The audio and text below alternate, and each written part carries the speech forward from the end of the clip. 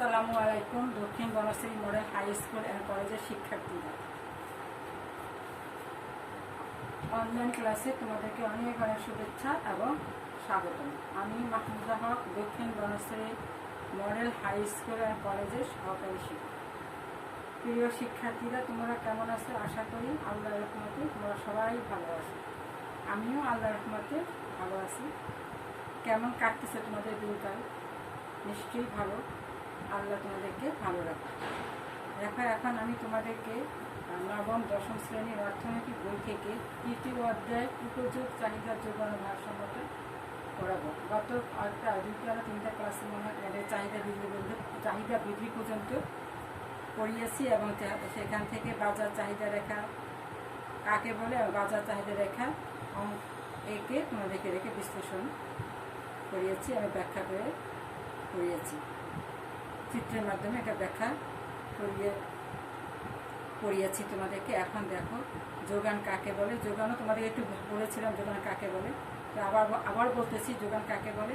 অর্থনীতিতে যোগান বলতে একজন বিক্রেতা কোনো একটি দ্রব্যের পরিমাণ একটা নির্দিষ্ট সময় এবং একটা নির্দিষ্ট দামে সরবরাহ করতে ইচ্ছুক ও সামর্থ্য থাকে, তাকে বলা হয় যোগান। অর্থাৎ কোনো নির্দিষ্ট অর্থনীতিতে কোনো নির্দিষ্ট সময় একটা নির্দিষ্ট দামে বিক্রেতা কোনো দ্রব্যের যে পরিমাণ বিক্রয় করতে প্রস্তুত থাকে তাকে সে দ্রব্যের যোগান বলা হয়। দাম ও সময়ের পরিবর্তনের ফলে যোগানের পরিমাণ পরিবর্তিত হয়। এই কারণে দ্রব্যের যোগানের পরিমাণ একটা নির্দিষ্ট দাম ও সময়ের প্রেক্ষিতে বিবেচিত হয়ে থাকে। অতএব বিক্রেতা যে দামে দ্রব্যের পরিমাণ সরবরাহ করতে ইচ্ছুক তাকে অর্থনীতিতে যোগান বলা হয়। এখন দেখো, যোগান বিধি কাকে বলে। যোগান বিধি হইল দ্রব্যের দাম বৃদ্ধির সাথে সাথে দ্রব্যের যোগানের পরিমাণ বাড়ে এবং দাম কমার সাথে সাথে দ্রব্যের যোগানের পরিমাণ কমে যায়। অতএব দাম এবং যোগানের সম্পর্ক হলো কেমন? সমমুখী। দাম যেদিকে পরিবর্তিত হবে যোগানও সেদিকে পরিবর্তিত হয়। অর্থাৎ অন্যান্য অবস্থা অপরিবর্তিত থাকলে তোমার কি হয়? দাম বৃদ্ধি পেলে যোগানের পরিমাণ বৃদ্ধি পায় এবং দাম হ্রাস পেলে যোগানের পরিমাণ হ্রাস পায়। এখন দেখো, অন্যান্য অবস্থা বলতে আমরা কি বুঝি? প্রয়োজকটি স্থির থাকবে, তারপরে আবার আছে যে উপকরণের প্রাপ্তি, উপকরণের দাম, উৎপাদন পদ্ধতি, প্রাকৃতিক অবস্থা, পরিবহন ব্যবস্থা প্রভৃতিকে বোঝায়। এইসব বিষয় যদি পরিবর্তন হয় তবে যোগান বিধি কার্যকর হবে না। এইসব বিষয় কি থাকতে হবে? অপরিবর্তিত থাকতে হবে। এখন দেখো, দ্রব্যের দাম বাড়লে যোগানের পরিমাণ বাড়ে এবং দাম কমলে যোগানের পরিমাণ কমে। দাম পরিবর্তনের ফলে যোগানের এই সমমুখী পরিবর্তনকে যোগান সূচিতে দেখানো যায়। যেমন দেখো, এখানে আছে দ্রব্যের দাম এবং যোগানের পরিমাণ দেওয়া আছে। একটা সূচির মাধ্যমে তোমাদেরকে দেখিয়ে দিচ্ছি। দ্রব্যের দাম যখন 10 টাকা তখন যোগানের পরিমাণ হয় 10 একক। আবার দ্রব্যের দাম যখন 20 টাকা হয় তখন যোগানের পরিমাণ হয় 20 একক। আবার যখন দ্রব্যের দাম যখন 30 টাকা যোগানের পরিমাণ হয় 30 কুইন্টাল। আমি এদিকে কুইন্টাল হিসেবে ধরি। যেমন 10 টাকা দামের যোগানের পরিমাণ হলো 10 কুইন্টাল, 20 টাকা দামের যোগানের পরিমাণ হলো 20 কুইন্টাল। আবার দাম বেড়ে যখন 30 টাকা হয় তখন যোগানের পরিমাণ হয় 30 কুইন্টাল। আবার দাম বেড়ে যখন 40 টাকা হয় তখন কি হয়? যোগানের পরিমাণ হয় 40 কুইন্টাল। এইভাবে যোগান সূচিতে যোগান বিধিটা প্রতিফলিত হয়। এখন এই সূচির মাধ্যমে আমরা একটা যোগান রেখা অঙ্কন করি। দেখো, কোনো দ্রব্যের দাম আমরা বলেছি কি দ্রব্যের দাম বাড়লে যোগানের পরিমাণ বাড়ে এবং দাম কমলে যোগানের পরিমাণ কমে। এটা আমরা রেখাচিত্রের মাধ্যমে আমাকে এটা প্রকাশ করতে পারি। যেমন চিত্রে ভূমি অক্ষে ও এক সরকারের যোগানের পরিমাণ, ও আই অক্ষে লম্ব অক্ষ দাম, দ্রব্যের দাম নির্দেশ করা হল।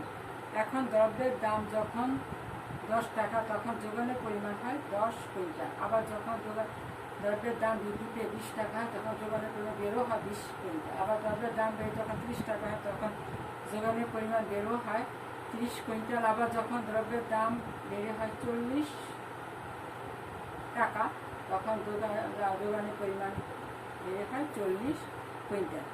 বিন্দুগুলি দেখো,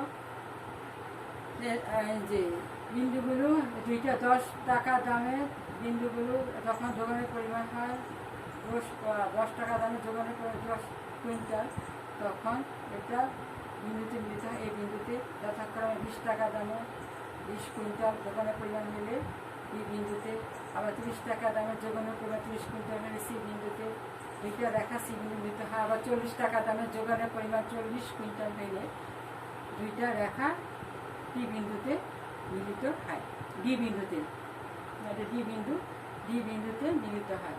এখন যদি আমরা এ বি সি ডি রেখা যোগ করি তবে এস এস একটা সম যোগান রেখা পাওয়া যাবে। যোগ পেলে পাবো কি আমরা এস এস যোগান রেখা পাবো। দেখো দাম যেদিকে পরিবর্তিত হয় যোগানও সেদিকে পরিবর্তিত, এই জন্য যোগান রেখা বাম দিক থেকে ডান দিকে ঊর্ধ্বগামী। আর কিন্তু চাহিদা রেখা কিন্তু বাম দিক থেকে ডান দিকে নিম্নগামী। কারণ কি, দামের সাথে চাহিদার সম্পর্ক হলো বিপরীত, এজন্য বাম থেকে ডান দিকে নিম্নগামী। আর যোগান হইলো বা দামের সাথে যোগানের সম্পর্ক হইল সমমুখী, এজন্য এটা বাম থেকে ডান দিকে ঊর্ধ্বগামী। এভাবে আমরা একটা চিত্রের মাধ্যমে যোগান রেখাটা দেখাতে পারি। এসএস রেখা হলো যোগান রেখা, সাপ্লাই যোগান হলো সাপ্লাই।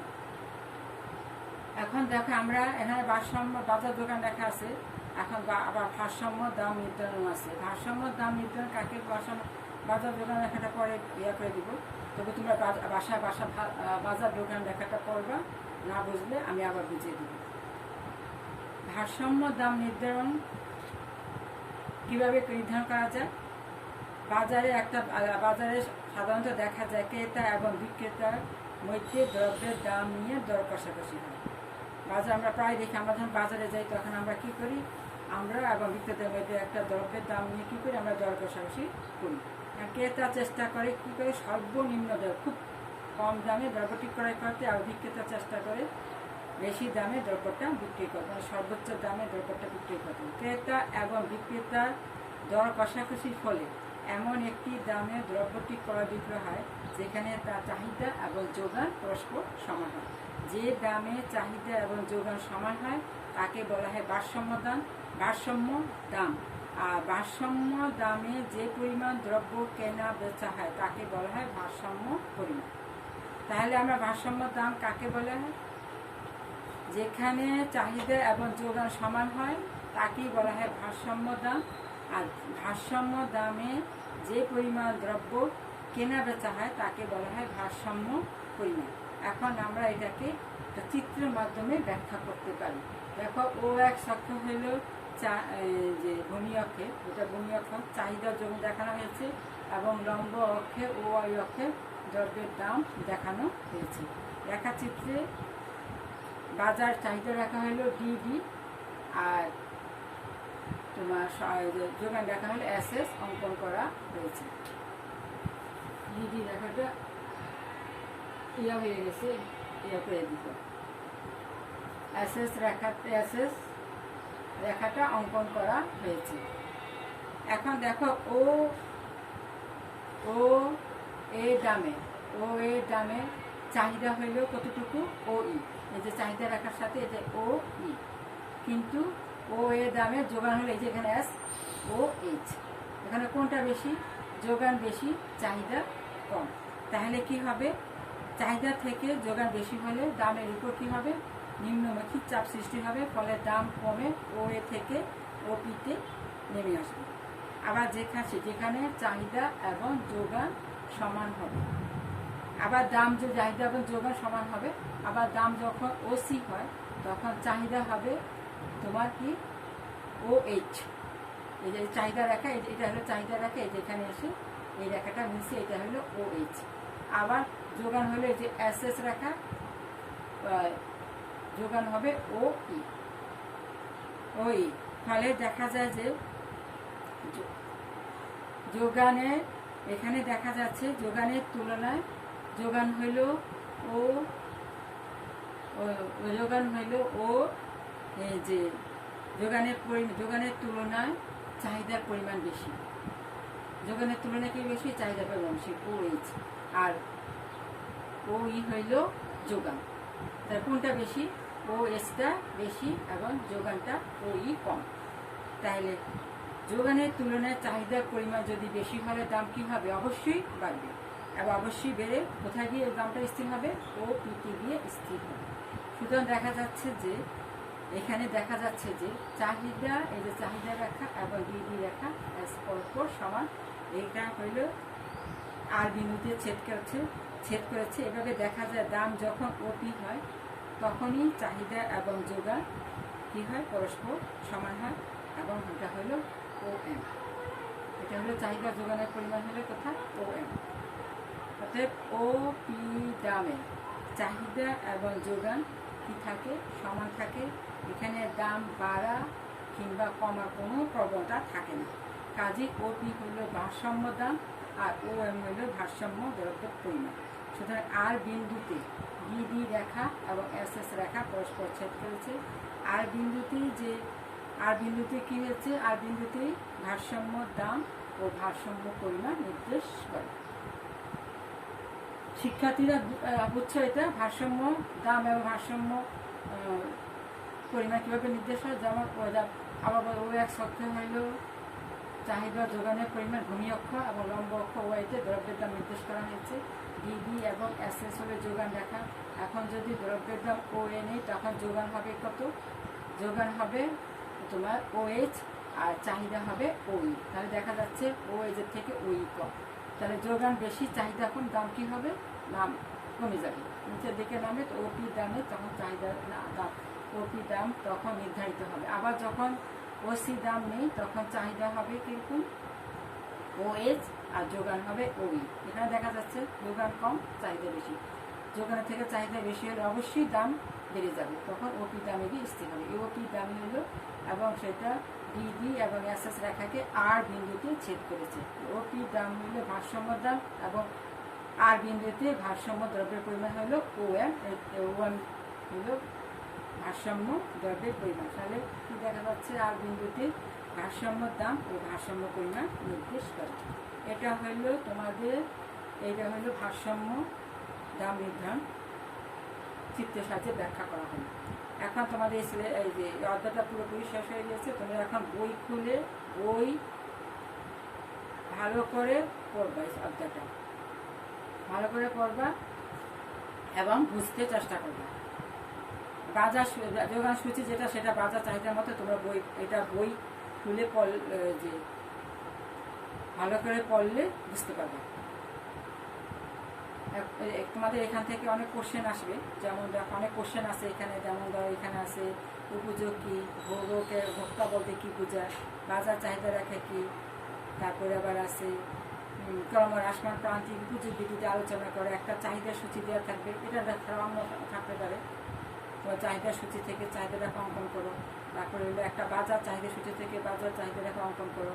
চিত্রের মাধ্যমে ভারসাম্য দাম নির্ধারণের বিষয়টি ব্যাখ্যা করে। এরকম আরও অনেক কোশ্চেন আছে, সেই কোশ্চেনগুলো তোমরা ভালো করে বই লিখতে পারবা যখন বইটা ভালো করে তোমাদের বুঝতে পারবে।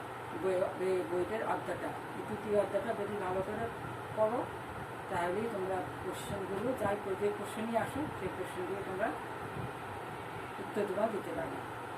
সুতরাং মনোযোগ সহকারে পড়বা। আজ এই পর্যন্তই। ভালো থাকো, সুস্থ থাকো, খোদা হাফেজ। আগামী ক্লাসে ইনশাল্লাহ আবার দেখা হবে।